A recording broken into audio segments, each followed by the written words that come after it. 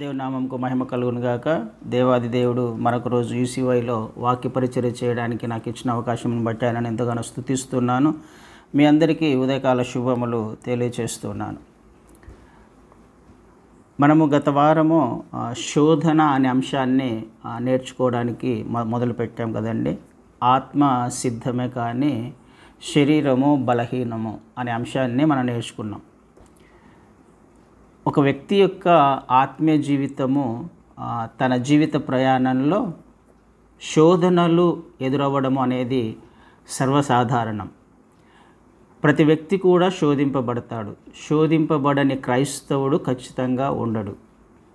అయితే శోధనకు లొంగిపోయిన వారు ఎంతమంది అనే విషయాన్ని మనం గత వారం నేర్చుకున్నాం.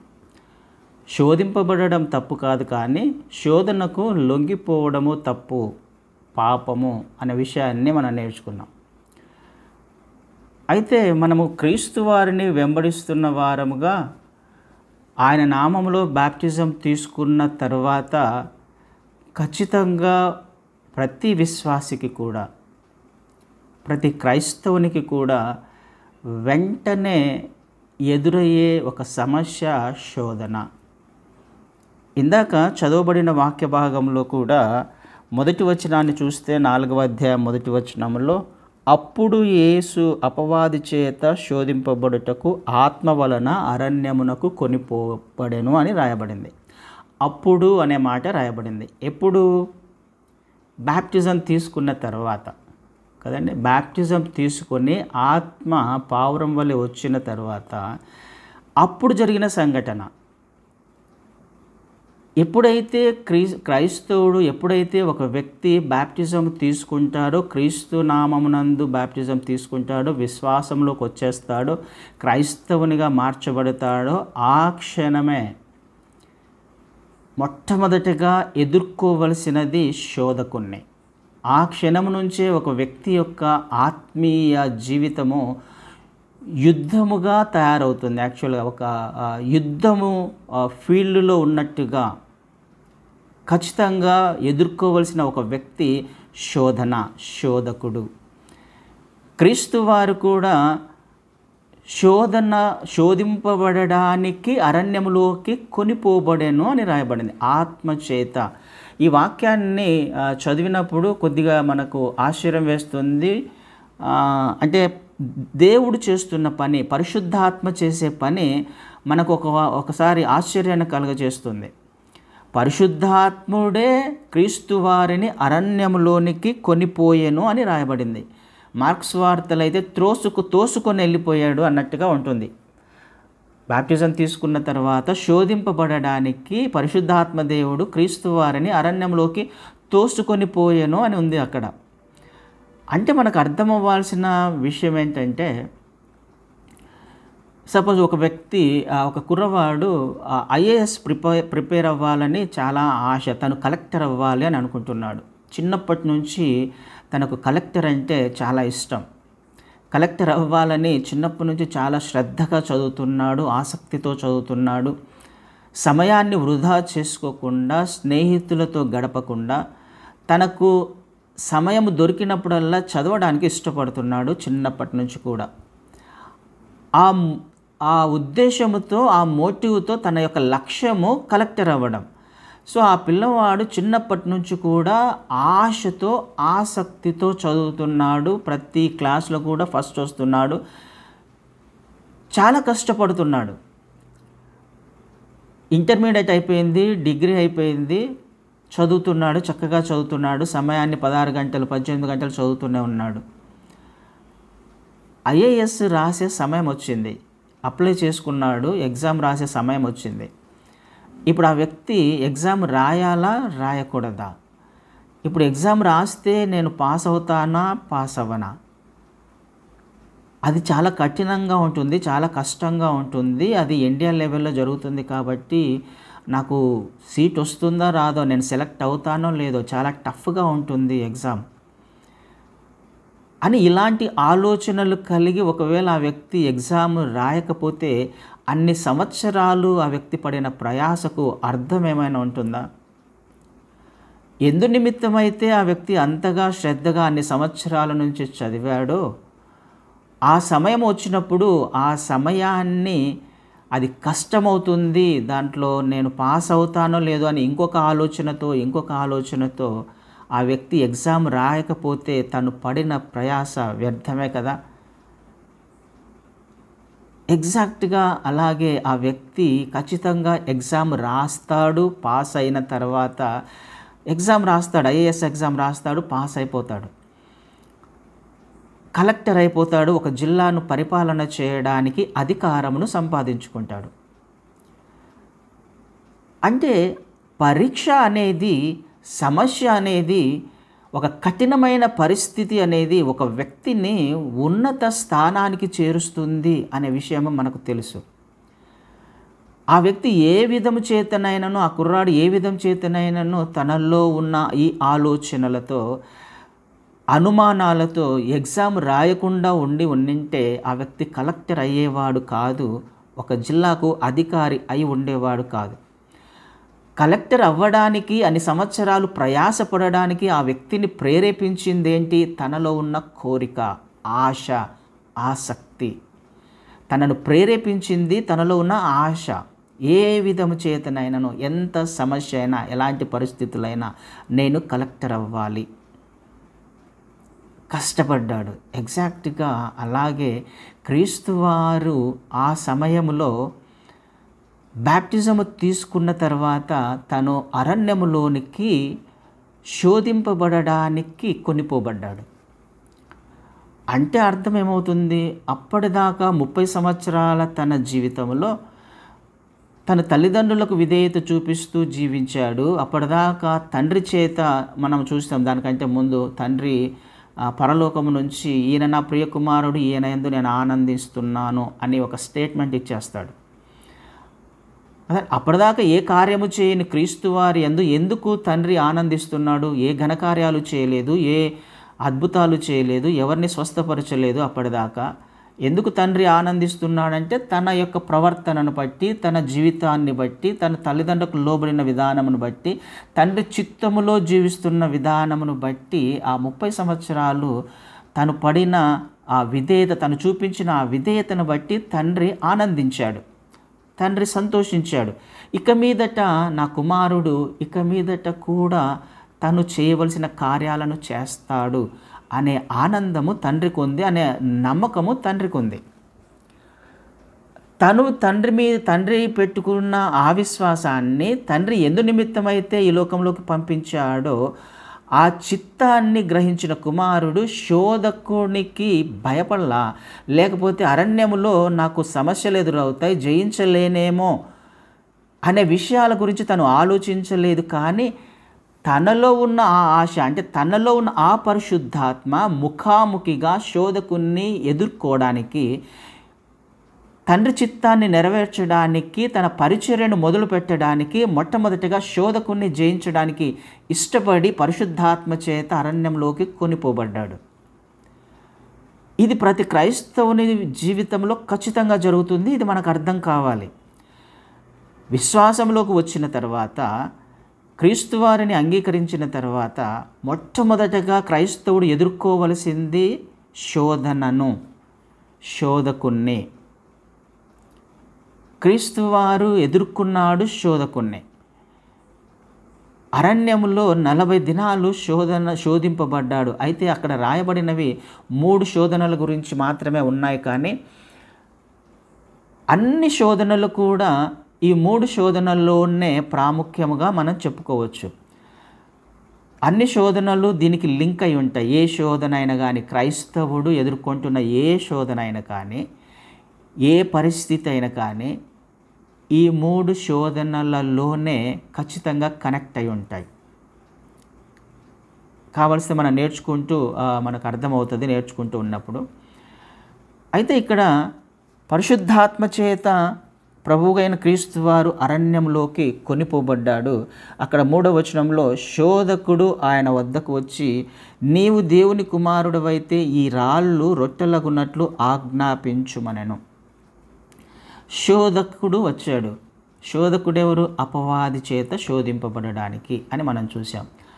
శోధన అనేది దేవుని వద్ద నుండి రాదు కానీ అపవాది నుండి వస్తుంది అనే విషయాన్ని కూడా పోయిన వారం మనం నేర్చుకున్నాం. శోధకుడు అపవాది, వాడికి శోధకుడు అనే పేరు. ఈ శోధకుడు వచ్చి ఏ విధంగా శోధిస్తాడు అని అంటే, మొట్టమొదటి శోధన గురించి మనం నేర్చుకుంటున్నాం. ఏ విధంగా తను శోధిస్తాడు అని అంటే, నీవు దేవుని కుమారుడవైతే ఈ రాళ్ళు రొట్టెలగునట్లు ఆజ్ఞాపించుము. మొట్టమొదటగా వాడు మాట్లాడే మాట నీవు దేవుని కుమారుడవైతే. ప్రశ్న. మొదటి నుంచి కూడా వాడు మన జీవితాలతో లేకపోతే మనిషితో చేస్తున్న ఒక ఛాలెంజ్ లేకపోతే ఒక శోధన, ప్రాముఖ్యమైన శోధన ఏంటంటే ఇది నిజమా? ప్రశ్న. అనుమానము. ఇది నిజమా? ఏ పండైనా తింటే నీకు ఏమన్నా అవుతుందని దేవుడు చెప్పాడా? క్రీస్తు వారితో మాట్లాడుతున్న మాట నువ్వు దేవుని కుమారుడవేనా? నువ్వు దేవుని కుమారుడవైతే ఖచ్చితంగా మన జీవితాలలో ప్రశ్నతో మొదలు పెడతాడు వాడు. అనుమానం కలిగేలా, దేవుని మీద అనుమానం కలిగేలా, దేవుని చిత్తము మీద, దేవుని ప్రణాళిక మీద అనుమానం కలిగేలా ఒక ప్రశ్నను మన ముందుకు తీసుకొని వస్తాడు. అది నిజమే ఉంటుంది అంటే నువ్వు దేవుని కుమారుడుగా అవునా కాదా అంటే ఈ ప్రశ్నకు సమాధానం చెప్పాలనుకుందాం.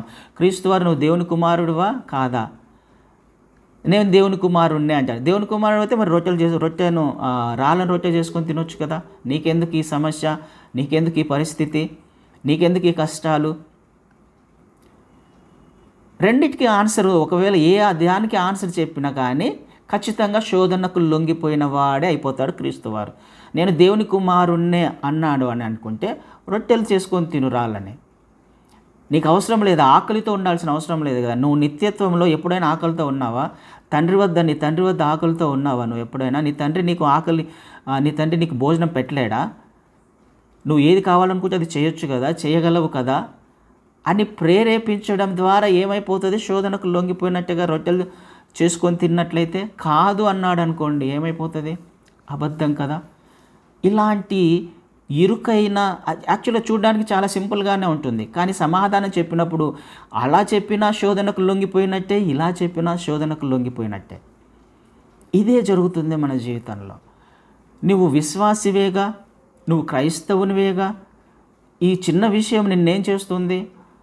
ఆ వీడియో చూస్తే నువ్వేమన్నా శోధనకు లొంగిపోతావా? ఆ వీడియో చూస్తే ఏమైనా తప్ప? ఆ పలానా చోటుకు వెళ్తే ఏమైనా తప్పు అవుతుందా? ఆ సినిమా చూస్తే ఆ సినిమా చూసే ప్రభావం నీలో ఏమైనా ఉంటుందా? నువ్వు కంట్రోల్ చేసుకోగలవు కదా. అది నిన్ను ప్రభావితం చేయదు కదా. నువ్వు విశ్వాసివి కదా. ఏదో ఎంటర్టైన్మెంట్ కోసము, ఏదో కాసేపు కాలక్షేపం కోసం చూస్తున్నావు, లేకపోతే కాలక్షేపం కోసం వెళ్తున్నావు. నువ్వు క్రైస్తవునివే కదా, నువ్వు విశ్వాసివే కదా. అది ఏం చేయదు కదా నిన్ను. ఇలాంటి శోధన, నువ్వు విశ్వాసివే కదా, క్రైస్తవునికే కదా, సంఘానికి వెళ్తున్నావు కదా,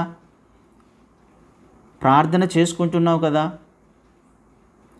అనుమానము తీసుకొని వచ్చేలా ఆ అనుమానము మనకు తెలియకుండానే మనము దానికి లొంగిపోయే అవకాశం ఖచ్చితంగా ఉంది. అది నిన్నేం చేయదు కదా అంటే, అవును నాకు ఒకసారి చూస్తే ఏమవుతుంది, ఏం చేస్తుంది అది? ఒకసారి చూస్తేనే నా మనసు పాడైపోతుందా? నా ఆలోచనలు పాడైపోతాయా? నేను మలినమైపోతానా? వెంటనే లొంగిపోయే అవకాశము. ఎన్నిసార్లు ఈ విధంగా మనం లొంగిపోలేదు, ఎన్నిసార్లు మనము ప్రయత్నం చేయలేదు. ఏమి కాదులే,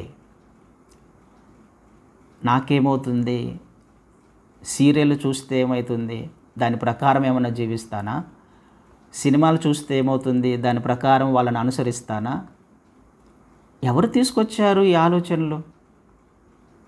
శోధన. మొట్టమొదటగా నిన్ను ప్రశ్నించే ఆలోచన, నీ మార్గాన్ని లేకపోతే నీ ఐడెంటిటీ మీద, దేవుని మీద అనుమానం వచ్చే ప్రశ్న నీ ముందుకు తీసుకొని వస్తాడు శోధకుడు. కాదు కదా, ఏమి కాదు కదా, అవ్వదు కదా అనే ఆలోచన ఖచ్చితంగా వస్తుంది.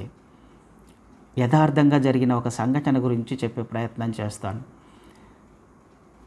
ఒక సిస్టరు ఉద్యోగ నిమిత్తము కొద్దిగా దూరంగా ఉండే ప్రయత్నం చేస్తుంది తన కుటుంబానికి.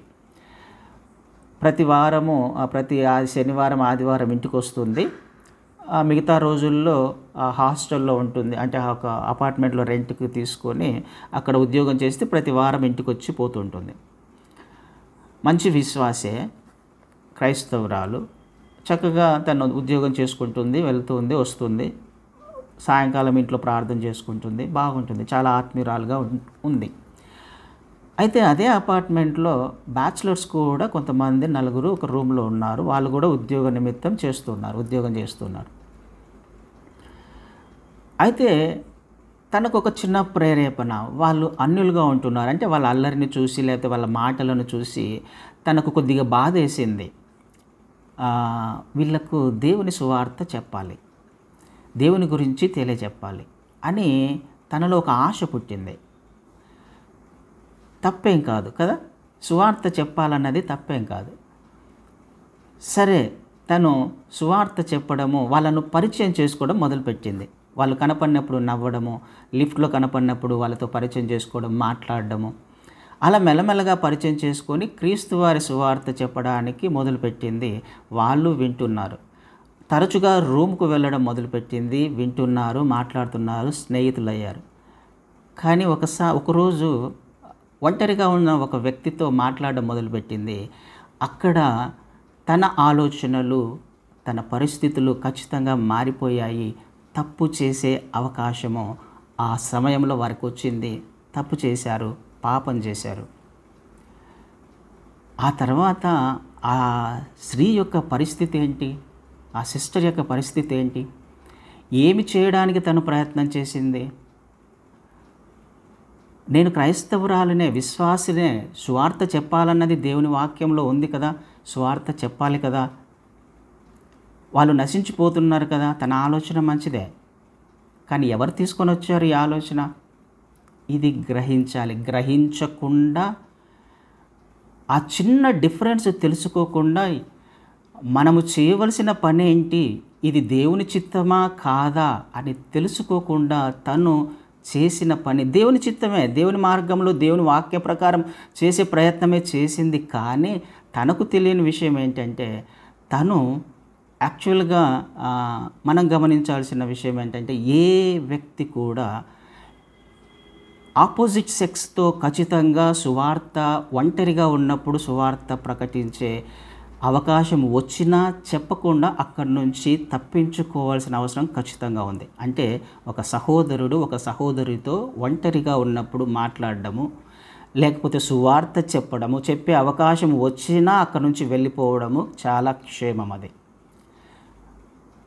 ఒక సహోదరునితో మాట్లాడకూడదు, సహోదరుడు సహోదరునితో మాట్లాడకూడదు. తన హృదయంలో ఏమీ లేకపోయినా, ఆలోచనలో ఏమీ లేకపోయినా తర్వాత మాత్రం ఖచ్చితంగా శోధకుడు ఖచ్చితంగా శోధించే అవకాశం ఉంది. ఎవరూ లేకుండా, తోడు ఎవరూ లేకుండా ఏ సహోదరుడు కూడా ఒక ఇంటికి వెళ్ళి ఒంటరిగా ఉంటున్న ఏ వ్యక్తికి కూడా, ఆపోజిట్ సెక్స్ ఉన్నవాళ్ళు, అంటే సహోదరుడు ఇంట్లో ఒంటరిగా ఉన్నప్పుడు ఏ సహోదరుడు వెళ్ళి ఒంటరిగా ఉన్నప్పుడు వెళ్ళి సువార్త చేయకూడదు, లేకపోతే వేరే విషయం గురించి మాట్లాడడానికి కానీ, మాట్లాడే అవకాశం వచ్చిన అవకాశాన్ని తీసుకోకూడదు. అది ఒక శోధన అనే విషయం ఖచ్చితంగా ప్రతి విశ్వాసి గ్రహించాలి. తన ఉద్దేశం, ఆ సిస్టర్ ఉద్దేశం మంచిదే, కానీ తను చేసిన పని తర్వాత ఏమైపోయింది? పరిచయం ఎక్కువైపోయింది, లీనియస్ తీసుకున్నారు, తప్పు జరిగిపోయింది. మరి ఏమైపోయింది తన విశ్వాసం? ఫస్ట్ స్టెప్ బాగానే ఉంటుంది, మన ఆలోచనలు బాగానే ఉంటాయి, మన ప్రవర్తన బాగానే ఉంటుంది, ఏమవుతుందిలే అని అనుకుంటాం, యథార్థంగానే ఉంటాం ఫస్ట్లో. కానీ తర్వాత ఖచ్చితంగా అది ట్రాప్ అనే విషయం మనకు అర్థం అవ్వాలి. ఇది శోధకుని యొక్క ట్రాప్ అనే విషయం మనకు అర్థం అవ్వాలి. నాకు తెలిసిన పాస్టర్ గారే ఉన్నారు, చాలా క్లోజ్. యవ్వన కాలంలోనే దేవుని చేత పట్టబడ్డాడు. 18 సంవత్సరాల వయసులోనే సేవకునిగా తను సమర్పించుకున్నాడు. పరిచర్య మొదలుపెట్టాడు. 4 సంఘాలు 5 సంఘాలు స్థాపించాడు. హైదరాబాద్కు వచ్చినప్పుడల్లా ఖచ్చితంగా నన్ను కలుస్తూ ఉండేవాడు. వచ్చినప్పుడు కలిసి కాసేపు ప్రార్థన చేసుకుంటూ ఉండేవాళ్ళం. తను ఒకరోజు వచ్చాడు, చాలా డల్గా కనిపించాడు. ఏం బ్రదర్ అలా ఉన్నావు?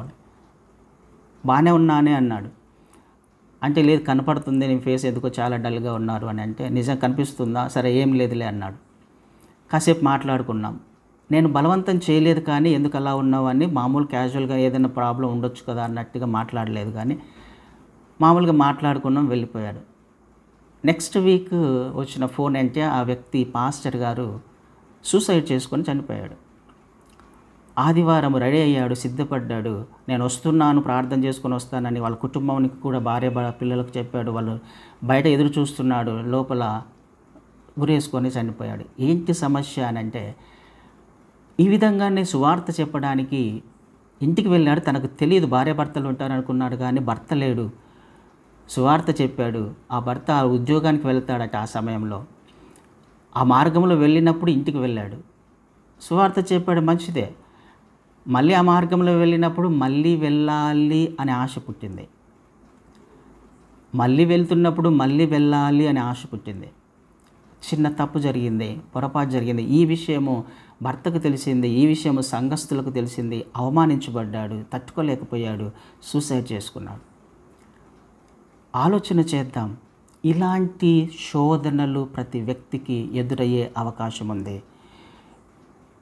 ఏ సేవకుడైనా లేకపోతే ఏ విశ్వాసి అయినా ఎదుటి వ్యక్తి సహోదరుడైతే సహోదరి ఒంటరిగా ఉన్నప్పుడు, సహోదరి అయితే సహోదరుడు ఒంటరిగా ఉన్నప్పుడు ఖచ్చితంగా సువార్త చేయకూడదు. అది సువార్తే కావచ్చు, దేవుని పనే కావచ్చు. అయినా కానీ అది ఇతరులు లేకుండా, ఒక తోడు లేకుండా, నలుగురు లేకుండా ఆ పని చేయడం మాత్రం ఖచ్చితంగా తప్పే అవుతుంది. ఆ టైంలో నీకు ఏమనిపించకపోవచ్చు కానీ తర్వాత మాత్రం ఖచ్చితంగా అది ప్రేరేపించబడే అవకాశం ఉంది. ఎలాంటి ఆలోచనలు తీసుకొని వస్తాడు? క్రీస్తు వారికే శోధన వచ్చింది, నీకు నాకు రావా? లొంగిపోమా? ఖచ్చితంగా లొంగిపోతామండి. ఆలోచన చేద్దాం. నువ్వు దేవుని కుమారుడివేనా? దేవుని కుమారుడు అయితే మరి నీకెందుకు ఈ సమస్య? క్రైస్తవుడివే కదా, ఎందుకు నీ కుటుంబంలో ఎన్ని సమస్యలు ఉన్నాయి? ఎందుకు ఎంత అవమానకరంగా జీవిస్తున్నావు? ఎందుకు ఇంత ఆర్థికంగా ఇబ్బందులు పడుతున్నావు? తండ్రి ఆ విధంగా చేస్తాడా? నీకు నిజంగా తండ్రి అయితే నిన్ను అవమానాల గుండా తీసుకువెళ్తాడా? సమస్యల గుండా తీసుకువెళ్తాడా? అనారోగ్యం గుండా తీసుకువెళ్తాడా? ఆర్థిక ఇబ్బందుల గుండా తీసుకువెళ్తాడా?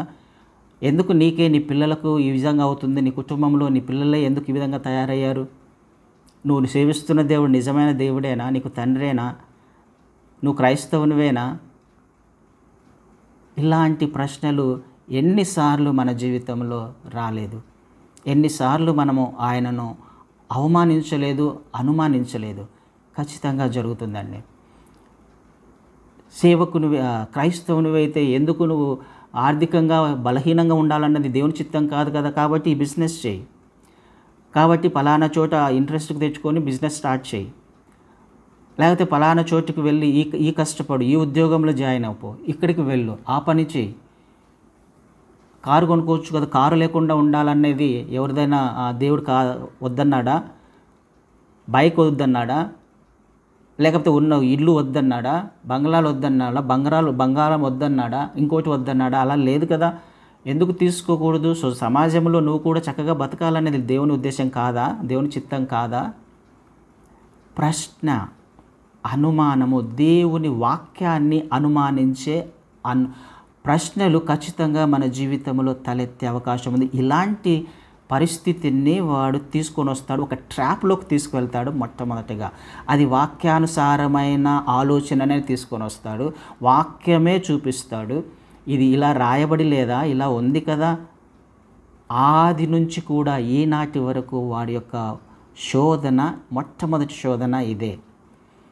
రెండవది ఆహారము మీద తీసుకొని వస్తాడు. ఏమని రాయబడింది అక్కడ? శోధకుడు వచ్చి, నువ్వు దేవుని కుమారుడు అయితే రాళ్ళు రొట్టెలు ఉన్నట్లు చేయొచ్చు కదా, రాళ్లను రొట్టెలు చేసుకొని తినగలవు కదా. ఒకవేళ తింటే ఏమవుతుంది? వాడు చెప్పిన మాట విన్నట్టేగా, శోధనకు లొంగిపోయినట్టేగా. అందుకనే క్రీస్తు వారు మాట్లాడుతున్న మాట మనకు ఖచ్చితంగా అర్థం అవ్వాలి. మనుష్యుడు రొట్టె వలన మాత్రము కాదు కానీ దేవుని నోట నుండి వచ్చు ప్రతి మాట వలన జీవించును అని వ్రాయబడి ఉంది. శోధన తీసుకొచ్చేవాడు ఏ విధంగా చేస్తాడు? దేవుని మీద ఆధారపడకుండా, దేవుని చిత్తము మీద ఆధారపడకుండా నీ సొంత ప్రయత్నం చేస్తాడు. నీ సొంతంగా నీ జ్ఞానము చేత నీ మార్గములో ఈ సమాజంలో సంతోషంగా ఆనందంగా జీవించేలా. అది దేవుని చిత్తము కాదు. దేవుడు ఏమైనా నిన్ను పేదవాడిగా ఉండమని, అనారోగ్యంతో ఉండమని అనలేదు కదా. అలాంటప్పుడు నువ్వు ఎందుకు ఇది ప్రయత్నం చేయకూడదు? దేవుని మీద ఆధారపడకుండా. కానీ క్రీస్తు వారు ఏమని మాట్లాడుతున్నారు ఇక్కడ? మనుష్యుడు రొట్టె వలన మాత్రం కాదు, దేవుని నోట నుండి వచ్చి ప్రతి మాట వలన బ్రతుకుతాడు. 2 రకాలమైన వ్యక్తుల గురించి ఇక్కడ చూస్తున్నాం. మనిషి జీవించాలి, మనిషి బ్రతకాలి. అయితే ఇక్కడ బ్రతకాలి అని అంటే ఏం కావాలి? రొట్టె కావాలి కదా, జీవనోపాధి కావాలి, ఆహారం కావాలి. కానీ దీని ద్వారానే బ్రతకాలి. అంటే రొట్టె కొరకు బ్రతికే వాళ్ళు ఉన్నారు, దేవుని వాక్యము కొరకు బ్రతికేవారు ఉన్నారు, దేవుని వాక్యము మీద ఆధారపడి బ్రతికేవారు ఉన్నారు అనే విషయం అర్థమవుతుంది కదా. రొట్టె కొరకు బ్రతికే వాళ్ళు ఉన్నారు, రొట్టె కొరకు కాకుండా కదా. మనుష్యుడు రొట్టె వలన మాత్రమే కాదు, మనిషి రొట్టె వలన మాత్రమే కాదు, కానీ దేవుని నోట నుండి. అంటే రొట్టె కొరకు మాత్రమే, ఆహారం కొరకు మాత్రమే. కొంతమంది తినడానికే బ్రతుకుతున్నట్టుగా ఉంటారు కదండి. సంపాదించడానికే వాళ్ళ ఉదయం పొద్దున్నే లేస్తూ ఉంటారు. సంపాదించాలి, అది సంపాదించాలి, ఇది సంపాదించాలి, ప్రయాసపడుతుంటారు. ఉదయం ఎప్పుడో లేస్తారు, రాత్రి ఎప్పుడో ఇంటికి వస్తారు. సమాధానం ఉండదు, ఎంతో శ్రమ పడుతుంటారు, నెమ్మది ఉండదు. రొట్టెను సంపాదించుకోవడానికి ప్రయాసపడుతుంటారు, జీవమును ఈ లోకంలో కంఫర్టబుల్గా జీవించడానికి సంపాదించుకోవడానికి ప్రయత్నం చేస్తూ ఉంటారు. దీని వలన మాత్రం కాదు మనిషి బ్రతికేది, దేవుని నోట నుండి వచ్చే మాట వలన బ్రతుకుతాడు. అంటే అర్థం ఏంటి? ఈ ఆహారానికి కూడా దేవుని మీద ఆధారపడాలి అని అర్థం. చిన్న విషయానికి కూడా దేవుని మీద ఆధారపడాలి అని అర్థం. శోధకుడు ఏం చేస్తాడు? అవసరమా? ఎందుకు నువ్వు దీని మీద నీ సొంతంగా నీకు జ్ఞానం లేదా? నువ్వు ప్రయత్నం చేయలేవా? నీకు శక్తి లేదా? నీ మీద ఆధారపడేలా వాడు శోధన తీసుకొని వస్తాడు. కానీ దేవుని మాట, దేవుడి వాక్యం ఏం సెలవిస్తుంది? రొట్టె కొరకు కూడా బ్రతకాలి అని అంటే దేవుని మాట మీద ఆధారపడాలి. చిన్న విషయానికి కూడా నువ్వు దేవుని మీద ఆధారపడాలి. ఎందుకు? శోధకుడు ఏం చేస్తాడో దేవునికి తెలుసు కాబట్టి, ఏ విధంగా మనం ట్రాప్లో ఇరుక్కుపోతామో దేవునికి తెలుసు కాబట్టి, ప్రతి చిన్న విషయము నా మీద ఆధారపడమని దేవుడు ఇష్టపడుతున్నాడు, కోరుకుంటాడు. అందుకనే ఆత్మనిచ్చింది ఆయన. ఆత్మచేత నడిపించబడుతున్న వారు దేవుని మీద ఆధారపడే ప్రయత్నం చేస్తాం. ఆత్మచేత నడిపించబడుతున్నారు ప్రభు అయిన క్రీస్తు వారు. ఆత్మచేత అరణ్యంలోకి కొనిపోబడ్డాడు.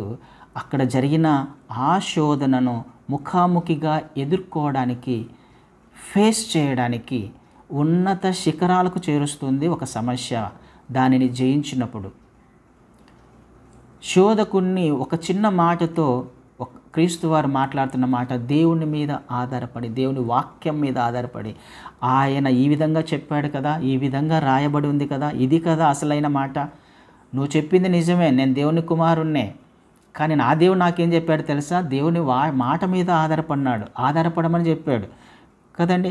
దేవుని నోట నుండి వచ్చు ప్రతి మాట మీద ఆధారపడమన్నాడు. ఆయన మార్గంలో నడవమన్నాడు, ఆయన చిత్తంలో జీవించమన్నాడు. ఇది నా దేవుడు నాకు నేర్పించింది. ఆహారం కొరకు కూడా ఆయన మీద ఆధారపడినాడు. ఆయన నాకు ఆహారం ఇవ్వగలడు, ఆయన ఇస్తాడు, జీవనోపాధి ఆయన నాకు ఇస్తాడు. ఆయన నన్ను అవమానానికి లేకపోతే ఆకలితో చంపేయడం అనేది ఆయన ఉద్దేశం కాదు. ఈ విషయం నాకు తెలుసు, ఆ విషయము బైబిల్లో రాయబడి ఉంది, లేఖనాలలో రాయబడి ఉంది అని ద్వితీయోపదేశ కాండంలోని ఒక కోట్ని ఇక్కడ బైబిల్లోని వర్డ్స్ని ప్రభువైన క్రీస్తు వారు ఇక్కడ చూపించినట్టుగా మనకు అర్థమవుతుంది. ఒక వాక్యాన్ని తీసుకొని వచ్చి వాడు మన ముందుకు తీసుకొని వచ్చినప్పుడు దానికి సరి అయిన వాక్యం కూడా మనకు తెలిసి ఉండాలి. ఆ శోధన ఏంటో మనకు తెలిసి ఉండాలి. ఇది దేవుని చిత్తమా కాదా అనే విషయం కూడా మనం గ్రహించే వారముగా ఖచ్చితంగా ఉండాలి. ఆలోచన చేద్దాం. ఇలాంటి శోధన వాడు తీసుకొని వస్తాడు దేవుని వాగ్దానాలను అనుమానించేలా, దేవుని చిత్తాన్ని అనుమానించేలా. మనం వెళ్తున్న ఆ సమస్యను దేవుని మీద చూపించే ప్రయత్నం చేస్తాడు. నువ్వెందుకు ఇలా ఉన్నావు?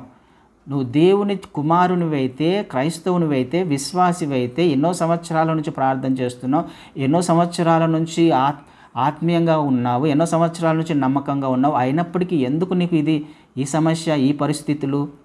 దేవుని మీద అనుమానం కలిగేలా, ఇలా చేయొచ్చు కదా అని తప్పిపోయే విధంగా మన ఆలోచనల ద్వారా వాడు ఖచ్చితంగా ప్రేరేపిస్తాడు. అయితే మనకు తెలియాల్సింది, నిజమే, నా దేవుడు అనుమతిస్తే నేను ఖచ్చితంగా వెళ్తాను. ఆ ఐఏఎస్ ఎగ్జామ్ రాయకపోతే ఆ వ్యక్తి ఐఏఎస్ అయ్యేవాడు కాదు, కలెక్టర్ అయ్యేవాడు కాదు, ఒక జిల్లాకు అధికారి అయ్యేవాడు కాదు, పరిపాలన చేసేవాడు కాదు. ఈ శోధనను నేను తప్పించుకోకూడదు, శోధన జయించాలి. నా దేవుని వాక్యం ఇలా సెలవిస్తుంది, నేను ఈ విధంగా చేస్తాను, ఈ విధంగా వెళ్తాను, నా దేవుని మార్గం ఇది, నా దేవుని చిత్తం ఇది. నువ్వు చెప్పింది నిజమే, కానీ నా దేవుడు ఇలా చెప్పాడు, నా దేవుని మార్గం ఇలా చెప్తుంది అని ఆ విధంగా నిలవబడే ప్రయత్నం చేసినప్పుడు, ఆ శోధన నిలవబడినప్పుడు నువ్వు ఆత్మీయంగా మరొక అడుగు ముందుకు వేసే అవకాశం ఉంది. ఆత్మీయంగా నువ్వు ఒక ఉన్నత శిఖరానికి చేరే అవకాశం ఉంది. నీకు వచ్చే శోధన నిన్ను బలపరుస్తుంది, ఆత్మీయతలో, విశ్వాసంలో స్థిరపరుస్తుంది.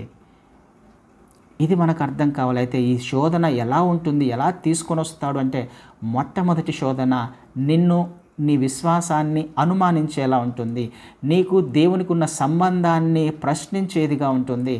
నీవు ఆహారం అంటే నీ జీవనోపాధి బ్రతకడానికి నువ్వు చేస్తున్న ప్రయత్నంలో ఇంకా బిజీ చేయడానికి ప్రయత్నం చేస్తుంది, దేవుని చిత్తములో నుంచి తప్పిపోయేలా.